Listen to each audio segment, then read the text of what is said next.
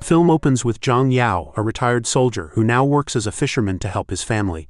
Zhang Yao returns home after spending 7 months at sea fishing to provide for them, only to discover that his shop has been closed. The neighbors informed him that his wife fell hooked on drugs and sold their home and shop. Zhang Yao travels to the bridge where drug users get together and found his wife in a sad and terrible state. He is heartbroken, remembering how wonderful their family used to be, with his wife smiling and their daughter full of joy. However, things changed once he was gone for 7 months. The reason for the sudden shift is that when Zhang Yao was at sea, his wife opened a little shop. One day, some drug dealers duped her. They drugged her drink with narcotics and she drank it to avoid upsetting the usual customers. She quickly became addicted to narcotics and she sold their home to get more. Their lives were flipped upside down, and matters worsened when their daughter was hit by a car and died while her mother was high on drugs. Zhang Yao's wife, feeling terrible and ashamed, decided to do the unthinkable, leaving only a note with the drug's name. Meanwhile, Zhang Yao and other victims suffer, while those who profit from drug sales, such as dealers, drug lords, officials, and even police commanders, live lavishly. 2 years later, the story introduces Andu, a police officer who is leading a raid on narcotics dealers. After the cops discover the evidence, a well-dressed man approaches and grabs some of it. It turns out that Andu is secretly involved in the narcotics trade. The evidence is transported to a massive estate like a palace, owned by a drug lord named Mukun. Mukun, who is extremely ill, understands that his time is running short. He instructs his faithful assistant Heta to locate his son, Xiao Wang, who has been missing for a long period. Xiao Wang is well known for being extremely dangerous and difficult to control. He's even been imprisoned for numerous heinous crimes, and there are allegations that he occasionally consumes human flesh. Zhang Yao unexpectedly finds himself in the same prison as Xiao Wang. But Zhang Yao did not end up in prison by accident. He was there to end Xiao Wang. Zhang Yao intends to assume Xiao Wang's identity and approach Mukun with the assistance of a jail guard and a smart disguise. He has everything planned out, including changing his hairdo, making fake scars, and using a forged ID. Zhang Yao is escorted by Mukun's men as he travels to his residence. However, the crew on the ship is actually a bunch of hitmen ordered to kill Xiao Wang. Zhang Yao fights them off, and then Andu appears. It is revealed that Andu has been assisting Zhang Yao all along. Although we don't know why, Andu has prepared everything Zhang Yao needs to win Mukun's trust, who believes Zhang Yao is his long-lost son, Xiao Wang. Zhang Yao arrived at Mukun's residence and played the character of Xiao Wang so well that no one suspected anything. Zhang Yao used a stolen phone from one of the hitmen to track down the person responsible for the botched murder attempt. When he dialed the number, it rang the phone of a government officer. But the true mastermind was Heta, who secretly slipped the phone into the official's jacket as he didn't like the man's tone. As Heta shot the official and pretended it was an accident, Mukun arrived to meet his long-lost son for the first time. Even though Mukun had been in the perilous world of crime for many years, he remained cautious. He pretended to wipe the blood from Zhang Yao's face and brought the handkerchief to a nurse, who ran a DNA test to ensure Zhang Yao was indeed his son. Mukun obtained the DNA test results that night at a large celebration, celebrating Xiao Wang's return. Somehow, the blood seemed to be switched, and the test revealed that Zhang Yao was truly his son. In front of all the visitors, Mukun proudly announced Zhang Yao as his son and handed over his whole business empire. He also gave Zhang Yao a special piece of jewelry that symbolizes the transfer of power. Mukun sent Zhang Yao his first task: meet with a drug dealer who had stolen from him. Zhang Yao and a few of Heta's henchmen went to a building to face dealer Balai. Instead of a peaceful encounter, Zhang Yao ended up in a risky scenario with Balai. After some prodding, Balai confessed to his misconduct. But things became even worse when the terrible guys who were meant to guard Zhang Yao attempted to kill him. Using his quick thinking and luck, Zhang Yao was able to escape and return home with Balai, who became one of his allies. Mukun was quite proud of Zhang Yao's ability to transform an enemy into an ally, whilst Heta was very disappointed that his strategy had failed utterly. The scene then shifts to Andu, who is revealed to be the nephew of the chief of police, Anpei. Andu has a hidden love affair with Nancy, a woman who is frequently mistreated by his uncle. Nancy stays with him since she has no one else to rely on. Andu's genuine motivation for collaborating with Zhang Yao to bring down Mukun's firm becomes apparent. Andu wants to reveal his uncle's involvement in the drug trade. He hopes that if his uncle is removed from his job, Andu can become the new chief of police. He also wants to save Nancy, the woman he adores. The next day, Zhang Yao meets with Andu and presents him with all of the evidence of Mukun's crimes. Zhang Yao believes this is the end of the mission, but Andu assigns him a new task. He wants Zhang Yao to locate Mukun's private safe, which contains hundreds of millions of dollars, transaction books, and a list of all those participating in the unlawful activities. Ndu also wants Zhang Yao to instigate a fight between Mukun and Anpei. Although this does not appear to be part of the objective, Ndu desires it for personal reasons in order to accelerate his uncle's fall from power. That same day, Zhang Yao goes to meet Anpei and informs him that his monthly salary will be reduced by 30%. This enrages Anpei, who locks Zhang Yao in the police station. That night, Balai and his men arrive at the police station to rescue Zhang Yao by causing mischief. Meanwhile, Anpei, who was on the phone with Mukun, gets shaken by an explosion outside. Anpei's fate is unknown, but Zhang Yao eventually emerges, escorted by Ndu, who has come to set him free. Zhang Yao is subsequently securely brought home as Mukun is dying at the time. When Zhang Yao returned home, he rushed immediately to Mukun, who was breathing heavily.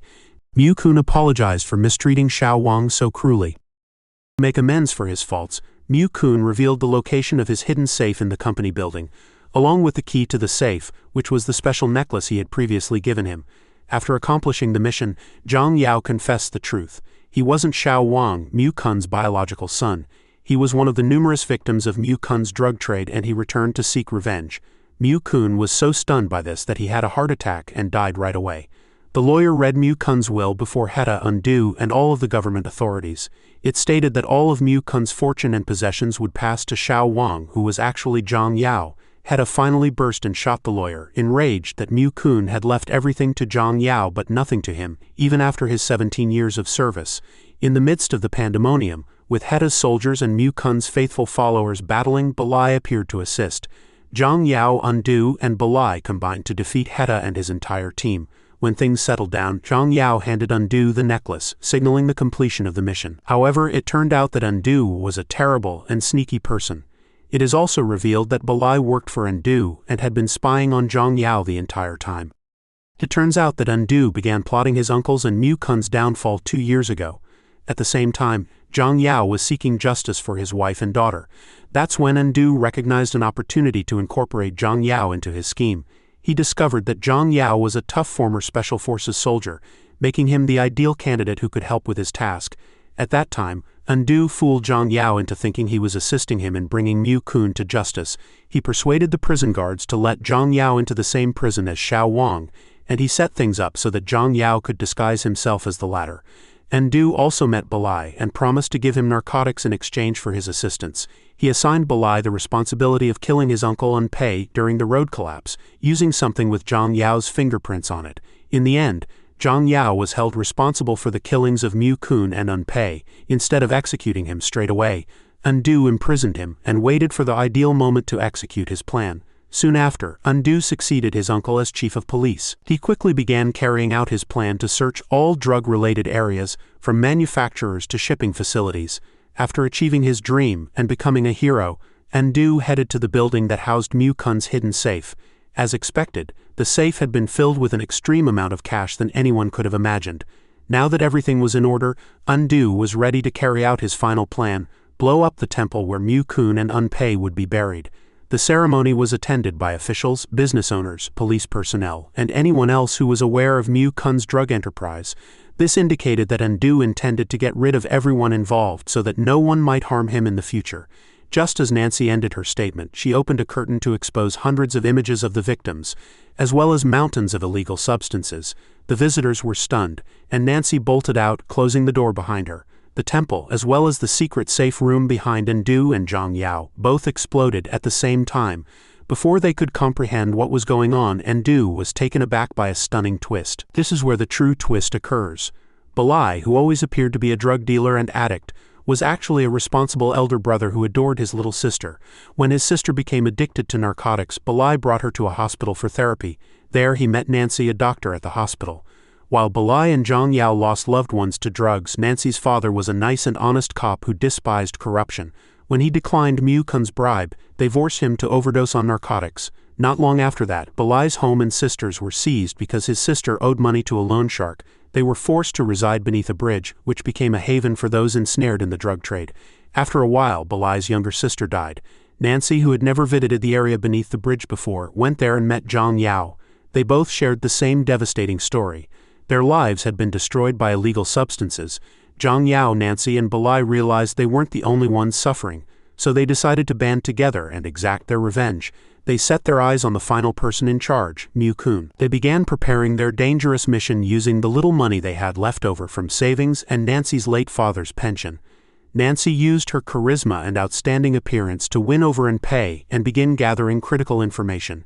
Even though it was difficult to give up her pride and principles, Nancy remained determined because she knew it was important to complete the task. Balai was the next person to join the mission, following Nancy.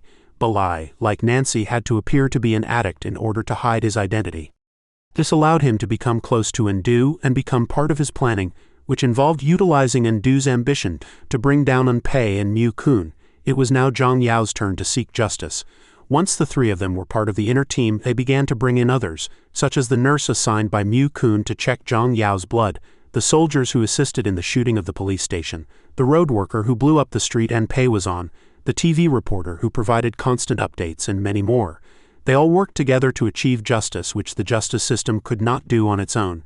Zhang Yao and the others prepared a strategy, but Ndu swiftly directed his troops to kill Balai and Nancy. After they are eliminated, only Zhang Yao remained in the plan, despite the fact that no one knew what Zhang Yao and his crew had in mind. Ndu shot Zhang Yao, causing him to tumble from the building. However, Ndu overlooked something critical. Zhang Yao and his team consisted of more than 3 people. Like the TV reporter who was able to record the shooting with her camera and show it live on a large billboard. The news swiftly reached headquarters, and they acted instantly, with the order to shoot on sight. In the end, Zhang Yao, Balai, and Nancy were the true heroes. Even though most people were unaware of what they had done, the families under the bridge were aware of their actions and the living witnesses to their bravery. Subscribe now for more videos like this. Hit that notification bell to get notified of our latest uploads and smash that like button to help us out. And as always, thank you for watching.